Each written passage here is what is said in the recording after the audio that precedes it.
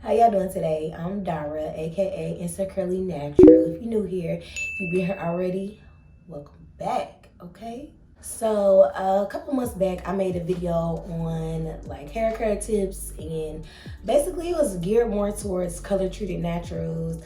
It really could have been for everybody, but I decided to make another video, something like that, but it's not like that. I don't know. Kind of like my hair routine. This is what I do to maintain my hair, maintain that moisture, maintain that length. So I have some tips for y'all, and I have some product recommendations. So everything that I'm going to mention is everything that I do to maintain moisture, maintain length. So let's get into it. First things first, and although these aren't in like any particular order because it's not really considered to be like, it doesn't have to be in order. This is the main thing. This is what's essential. You need to set up a natural hair routine. And what I mean by that is set up your wash days. Now I know that's hard, you know what I'm saying? Especially now we got all this stuff going on, you know, you got kids, work, you know, other things that you gotta do. Trust me, I'm there too. But I always try to make time or set my days up to when I know I'm gonna be available to wash my hair. So for instance, I just washed my hair Sunday. Today is Tuesday, and I said I was gonna wash my hair once a week, but I've been bumping my wash days up to twice a week. I shampoo once, and then I co-wash in the middle of the week. I don't use a shampoo every time, but that's my routine. The beginning of the week, I shampoo. In the middle of the week, not a specific day, because you know, I got kids and stuff and work. So what I do is I make it a point to try to wash my hair at the beginning of the week, and then sometime in the middle of the week, I'll do a second wash. If you guys want an example of how I do my wash days, or if you want to see how I do my wash days, I will link in the description box my wash day routine video. Check it out. What you want to also do is pre-poo. You want to pre-poo your hair. Now, it's really optional. Don't let me say it like that, because some naturals can live without pre-pooing and some can't. I'm in the can't category, okay? I used to wash my hair without a pre-poo, and it just drug out my wash days. I would be coming out of a style, and my hair would already be somewhat tangled after a week or 2 weeks in some cases, but after about a week, my hair was already like tangled a little bit. And I have kinky hair. My hair is kinky. And if you guys don't know what kinky is, my hair texture is like a cottony. When it's in its very natural state with no product, it's very cottony and like, I want to say fluffy. In my vlog that I just posted, my last vlog, I showed my hair in its truly natural state. That's what I mean by kinky, okay? My hair tangles and knots so easily. So when I get in the shower or whenever I go to wash my hair and I add water or shampoo or both of them combined together, my hair will start to mat up and get really dry. That wasn't it when it was time to detangle in the shower. I usually use conditioner. Sometimes I use coconut oil, or I use a pre-poo that's already, you know, made for pre-pooing. Usually it has aloe vera in it, something that has good slip. It speeds up the whole process. And it's also helping with eliminating that breakage. So I pre-poo. You don't have to, you can skip this step, but pre-pooing for me is so essential. It takes a little extra time, but the reward, y'all, okay? Pre-pooing is key. What I'm about to say next, I preach in almost every video. I probably have said this in every single video, but you want to deep condition, okay? Deep condition your hair, okay? It's crazy that I say it in almost every video. If you watch my videos, you should be deep conditioning your hair, okay? I deep condition every wash day. You don't necessarily have to deep condition your hair every wash day. You can do it once a week, once a month, whenever your hair needs it, because too much moisture can lead to hyper fatigue. But if you're using sulfate shampoo, or like me, I use anti-dandruff shampoo, or if you're using a clarifying shampoo, 9 chances out of 10 your hair is completely stripped of moisture and you need to add that back. And the deep conditioner just floods your hair with moisture, and that's what you want. You want the moisture, because when your hair is dry, it's gonna break. Them ends is gonna break off, and they just gonna keep breaking. Make it a point to incorporate a deep conditioner, even if you only do it once a month, and just use a conditioner, because you still want to use some type of moisturizer after any type of stripping shampoo.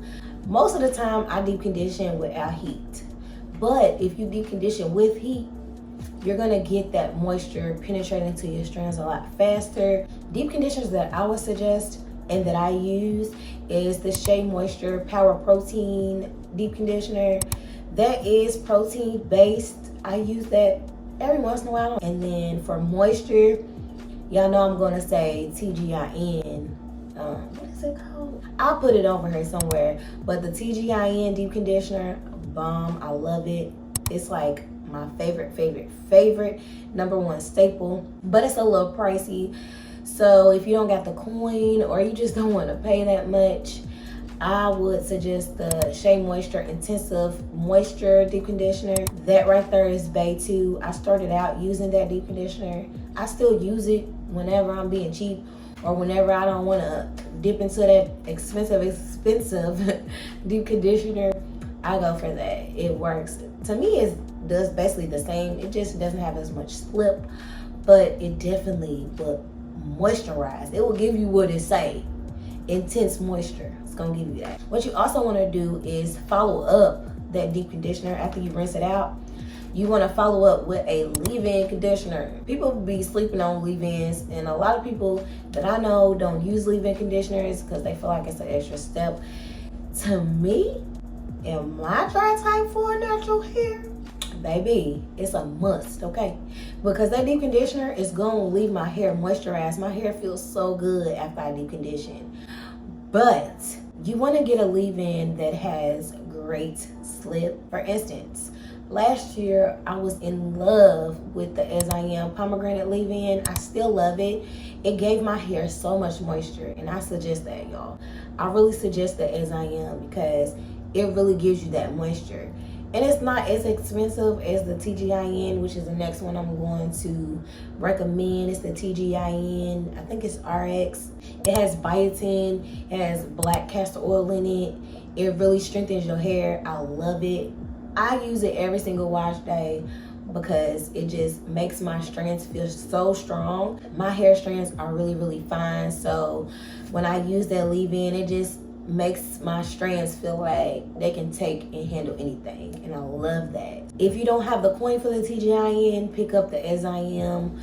But I mean, to me, that TGIN leave-in is definitely a great investment. What I also do is I use thick butters and creams when I'm moisturizing my hair after the leave-in process. I just love what thick creams and butters do to my hair. They're so moisturizing, and I'm kind of thinking about just incorporating creams only in my hair. I love creams because they have all the oils you need. It has all the moisture that you need, and that thickness just really penetrates my strands because my hair just be so dry, you know. The main thing I love about creams and butters is the moisture in my hair lasts me a very long time. The creams that I use usually last me about a week or up until my next wash day. I also love thick creams and butters when I protective style, when I do my Marley twist or my little dreads that I do, little faux locks, when I do them type of styles. Not too long ago when I did my faux locks and I braided my hair, I used a cream, and y'all, I took my hair down 3 weeks later and my hair was still moisturized. The product that I used was the Curl's Daughter Curl Enhancing Butter. Loved it, y'all. I love it. I still use it to this day. I use it on this braid out. I use it for everything. I even use it on my blown out hair, and it doesn't revert my hair, so love it. Another thing that I do that is real important, and a lot of people skip out on this, and I don't understand why, because it's, to me, it's one of the most important steps, and that is scalp care. You have to take care of your scalp. You have to. Like, Like, that's where the hair is growing from. In my opinion, your scalp doesn't get clean when you use a moisturizing shampoo. It may get a little clean, you know what I'm saying? But it ain't gonna get clean because you have all that product buildup. You have oils in your scalp. You know, your hair naturally emits oil. And then some people add oil, like me, I add oil to my scalp. You want your scalp to be free and able to breathe so that your hair can just flourish and grow. You want to make sure that you're clarifying your scalp using your finger pads, you know, to make sure that you are massaging your scalp. I use anti-dandruff because I have really bad dandruff. The shampoo that I use really clears all that dandruff off my scalp. And the shampoo that I use is the Selsun Blue Naturals anti-dandruff. It has salicylic acid in it, which is really, really, really good for scalp care. I recommend that shampoo, especially if you have really bad dandruff. It really clears your scalp, cleans your scalp, and gets all them little chunks of dandruff, because I be having them chunks. It gets all of that. Another product that I would suggest is an oil. It does have salicylic acid in it as well. It's the As I Am oil treatment, itchy scalp care oil treatment. I use that on my hair, especially when my scalp gets a little itchy and it's not quite time for wash day, or I'm trying to, you know, drag out this time to the next wash day. I apply it to my scalp and it really relieves my itching, and it really helps. It has olive oil and tea tree in it. That really relieves my itching and my dryness in my scalp. This one is also optional, and that is wearing low manipulation styles as well as protective styles. The main protective style that I wear is wigs. I wear wigs for months at a time. Now, of course, I wash my hair in between. Those is months that I'm not touching my hair for real. And that's when I see the most growth, is when I wear wigs. You want to make sure that you're taking care of your hair in between that time. So you want to make sure that while you're wearing your wig or your protective style, that your hair is moisturized. Another thing that you want to do is you want to make sure that your ends are healthy. I like to dust my ends often. Not that often. It really just depends on what my hair is looking like. So if I have a protective style in for about a month, and you know, now I'm going to do a braid out and my ends don't coil like they usually do, I know that it's time for a dusting. You also want to make sure that you're getting your ends clipped regularly. I suggest that if you're going to get your hair clipped, get your ends clipped, then I suggest that you go to a licensed beautician to get your ends clipped. Lastly, if you choose not to wear protective style, or you just like having your fro out all the time, especially if you have medium length to long hair, or your hair is touching your shoulder period, make sure that your wardrobe adjusts to that. I ain't saying that like don't not wear cotton shirts, because look at me, I got a cotton shirt on and my fro is out.